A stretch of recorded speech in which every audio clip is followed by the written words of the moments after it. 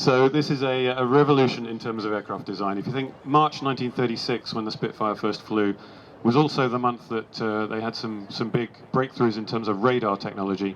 And those two things were two big factors in Britain being able to win the Battle of Britain. So what was so good about the Spitfire's design? It was a very fast aeroplane. It was designed to meet the specification for a fighter that would fly at 250 miles an hour, and it actually went on to achieve 350 miles an hour in level flight. And they worked out it needed 8 .303 caliber guns in the wings. Why 8? Because they reckoned you get a 2-second pass on a metal bomber.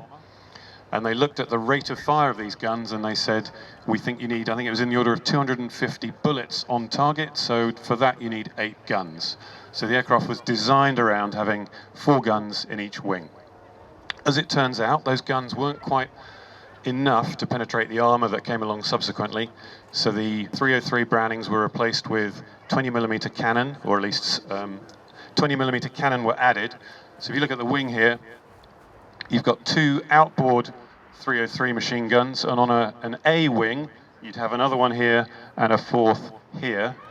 This is a C wing, so you've got the 2 outer 303s, and then you've got a 20mm cannon inboard, and then you could have 2 20mm cannons in each wing, and then the E wing, stay with me, gets more exciting.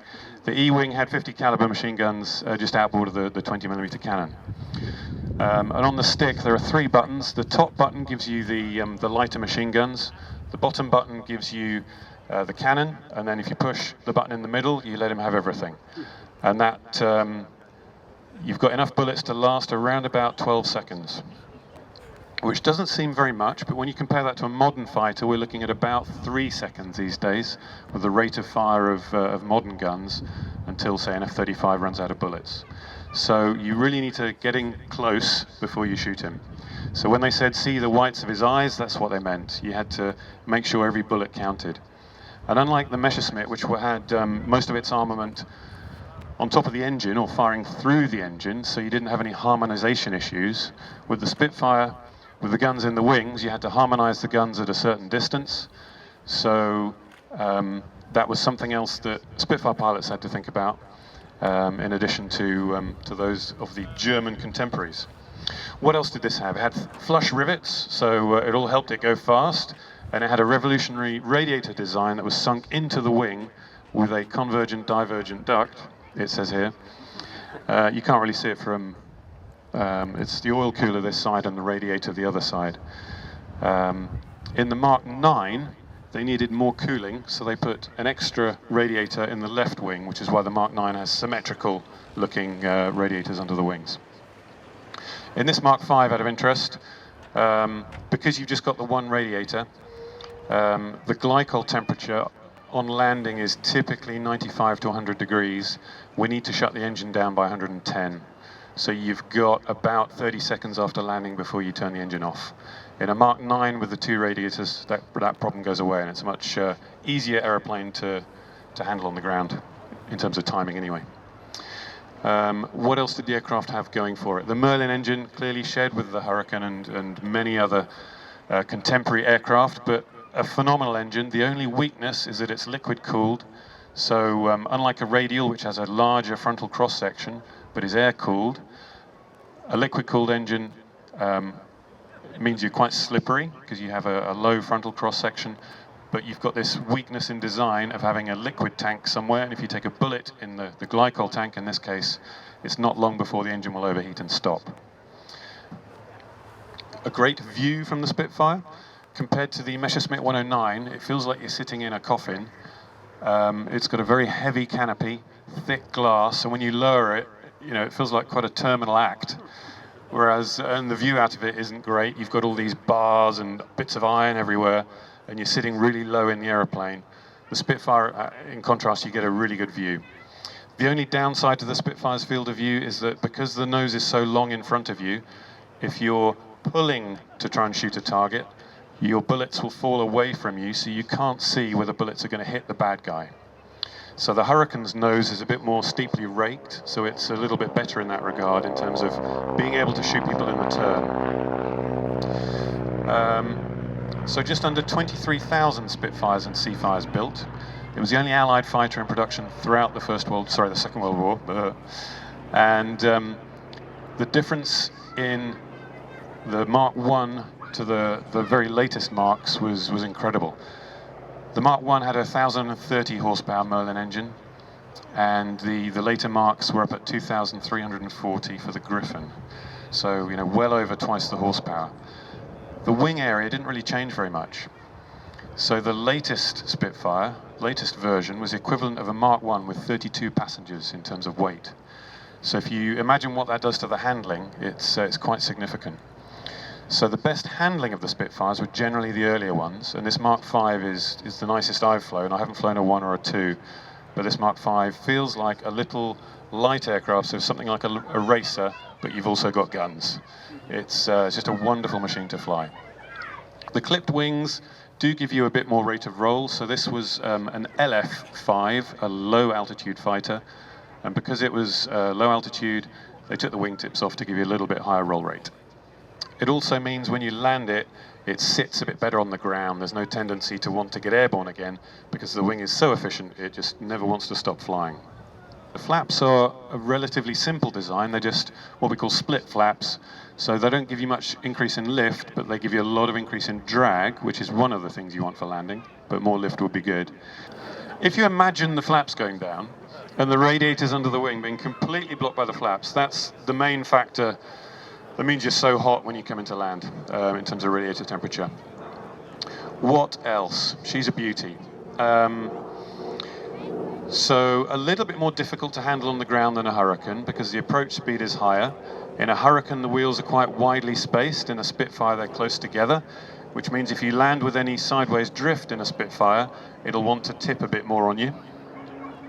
And I think it was Mary Ellis who said she's a lady in the air and a bitch on the ground.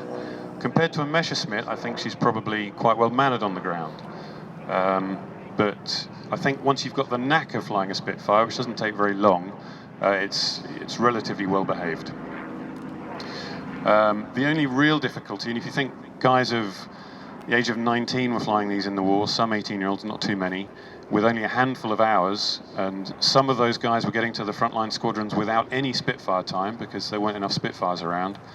They had to deal with a large power difference from the last aircraft they flew, and that's the thing that can get you into trouble, particularly on takeoff. If you put all the power in at once, the aircraft wants to go sideways.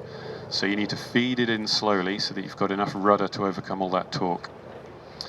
But a delightful airplane to fly. We're truly blessed to have this one with its history, and it's the nicest one I've flown. So yeah, a real delight. This week I've been flying the Silver Spitfire, which is going around the world shortly. So we did 3.5 hours in that on Friday, which I think was the longest Spitfire flight since the 50s, we think. And it's just the nicest airplane. It really is. So it's no wonder really that it has such a place in the nation's psyche. Even now, after, you know, sadly all of our wartime veterans are starting to dwindle, people are still queuing up to fly in the back of Spitfires, which is tells a lot really. I've waffled on enough. What questions have you guys got? Yes. Talk us through a circuit. Okay. So one of the difficulties with having a slippery aeroplane is slowing it down. So if I'm just pointing at an airfield, I've typically got over 250 miles an hour as I get to the airfield. I need to be below 160 miles an hour before I put the wheels down. So we would typically fly over the runway, if the CAA let us, a little bit lower than the circuit height. This is called a run-in and brake, which they frown upon, but it's the safest way of getting a Spitfire back on the ground. And then you do a climbing turn onto the downwind using 2 to 3G to get the speed back below 160, and generally that works. And then I need to swap hands, push the gear lever up to activate the hydraulics, and then down to make the wheels come down. I'm checking for a green light. And then below 140 miles an hour, I'm putting the flaps down. Hopefully they come down in the air. And then I'm turning finals at about 95 miles an hour. I've probably got the canopy open with the door half open to stop the canopy from slamming closed if I have any unexpected sudden deceleration. So 95 around the corner, looking to touch down at 85 miles an hour. The problem with the long nose is you can't see the runway in front of you, so a crosswind is actually a good thing, because then the nose is out the way and I can see the runway. If there's no crosswind, or if I need to, well, if there's no crosswind, I'll try and fly a curved approach and then roll out at the last minute so I can always see the runway. And then before getting airborne, you need to have a good look at the, good look in front of you to remind yourself what the view needs to be like when you touch down. So in the 3-point attitude with the little wheel on the back on the ground, that attitude is quite critical. So 85 miles an hour, get that attitude, look out the sides of the cockpit to make sure the descent rate isn't too high, go to idle and hold it. So that's it. What other questions? Yes, sir. Have I ever found myself in a tight spot in a Spitfire? Not yet, touch wood. I'm sure there's some wood in here somewhere. That's got to be wood. No, not yet. I mean, there've been some interesting moments. So did my first Duxford Balbo last year, so 17 other Spitfires around you. That was interesting, but yeah, all very middle of the envelope stuff. The 3.5-hour flight we did on Friday in the Silver Spitfire, that was the first time I'd flown with rear fuselage fuel. So it's got 2 rear fuselage tanks, which put the center of gravity behind where we would normally fly it, which makes the aircraft unstable in pitch. So when you get airborne, you've really got to concentrate to keep the aircraft level, because if you let go of the stick, it will do that or do that to the stall. So that makes for interesting handling, but the handling is generally so good. If you ever find yourself in a tricky spot in a Spitfire, it's generally because you put it there in the first place. Yes, sir. So what power settings and entry speeds do we use for a typical display in the Mark V? We would generally set about +6 on the boost, so that's an indicator of what the supercharger is doing for you, and then about 2600 RPM, 3000 is the most it'll give you. So that's giving you around about 1300 horsepower, and we'll be diving in, and we'll probably have about 320 miles an hour for the first maneuver, which is generally either a fly past or a looping maneuver. If you're experienced, you can loop from as low as 180 miles an hour, but normally it's about 250. And then rolling, 250 is a good speed as well. But you'll have more than that for at least the first half of the display.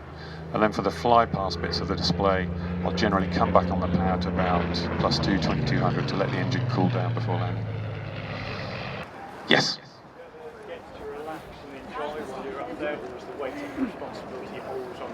Good question. So do you ever get to relax while you're flying, or is the weight and responsibility always at the front of your mind? There's a lot of retrospective enjoyment, so you do get to enjoy it because it's an amazing experience, but there are so many rules these days that you're trying not to break.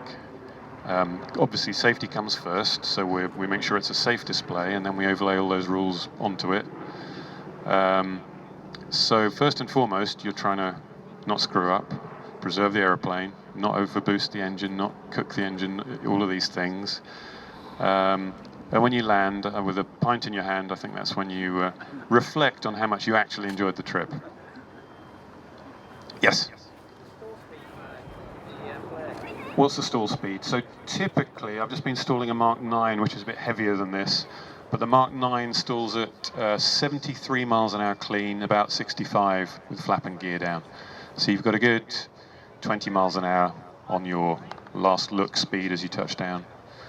But it will stop in quite a short distance. 700 meters isn't unheard of. Nothing like the Hurricane, which has a much thicker wing. Yes. My first Spitfire flight was with a guy called Matt Jones, who is a co-owner of the Bulby Flight Academy. And was that one in the back? I think it probably was. The first one is generally in the back, and then you move to the front if you're blessed with a two-seater.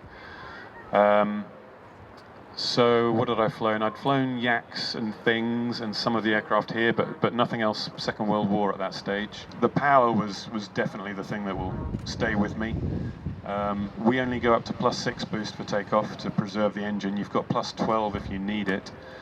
But even at +6, you know, it's quite a sparkling performer. But again, it's this retrospective enjoyment thing. You know, you're just trying to make a good impression, don't screw anything up. But yeah, it was yeah, an amazing experience. And the second trip in the front was the same again. And the solo. And the solo, indeed. And the first single-seater, yeah, that's a special moment. Quick follow-up to that. You mentioned earlier about the low hours World War II pilots you had. How many hours did you pilot when you first flew the Spitfire? So, comparing with the low hours Second World War guys, how many hours did I have when I first flew it? Probably about 4,000. Yeah, so I'm a test pilot, so part of the test pilot training is putting yourself in the shoes of the lowest common denominator, so the new to the front line guy, to be, you know, to ignore everything you've learnt and be able to say a new guy would find this difficult. So hopefully that training has meant that my experience didn't overly jaundice me or over prepare me for it, but yeah, a different kettle of fish for sure. And how terrifying must it have been to be a war, and then your first flight in a Spitfire would probably be just a lull in the fighting. You've got one of the squadron's precious few aircraft, off you go, don't bend it. Yeah. Yes, so the Seafire, how much did it differ? Not my specialist topic actually, but if I extrapolate from the Sea Hurricane, it's been, I call it marinated because it upsets the Navy people. It's been marinated in terms of, does anyone know if they made the gear stronger? I don't think they did. Later on, I think they changed the travel, made it. Changed the travel. Yeah, it wasn't so. Yeah. Oh, that makes sense. Yeah, you know, deck landings didn't bounce too much. Yeah. So the biggest difference in terms of handling is the hook at the back. So it's an extra lump of metal, which moves your centre of gravity further backwards, which makes the aircraft less stable in pitch. So generally, they're not as nice to fly as the non-marinated contemporaries. But you need the hook to stop on the deck. It's where the food is. So, any others? That's a good point, thanks. Gentleman just mentioned the Seafire 47's the last variant built, which had contra-rotating propellers, which means none of those torque effects will affect you at all. So they're all neutralized, which would make the handling a lot easier, particularly on the deck. Any others? Was I inspired by any of the Battle of Britain pilots? I'm constantly inspired by all of them. We flew with a D-Day veteran the other day down at Leon Solent. He was 96, still sprightly. He's got way more charm than I will ever have. And he said, we were over the beaches, he was in a Mark 5, so he said he scrapped in 5s and he ferried 9s. And you know, a lot of his squadron were shot down that day. And none of them see themselves as anything special. They were just the lucky ones to survive. But yeah, what it must have been like. Yeah, hats off to them, for sure. Inspired by all of them. Yes, ma'am. Have I got a wish list? Have I ticked them all off? When I first flew a single-seat Spitfire, I thought, if I lose my medical tomorrow, I'll die happy. So we all want to fly every aeroplane that's out there, just because every time you read the book then, you read it with that frame of reference. Oh, that must have been what it was like. And it is fascinating. You go through and reread all of those books, and it really brings it home what they must have been through. So yes, I do have a wish list. Every airplane I haven't flown is on it.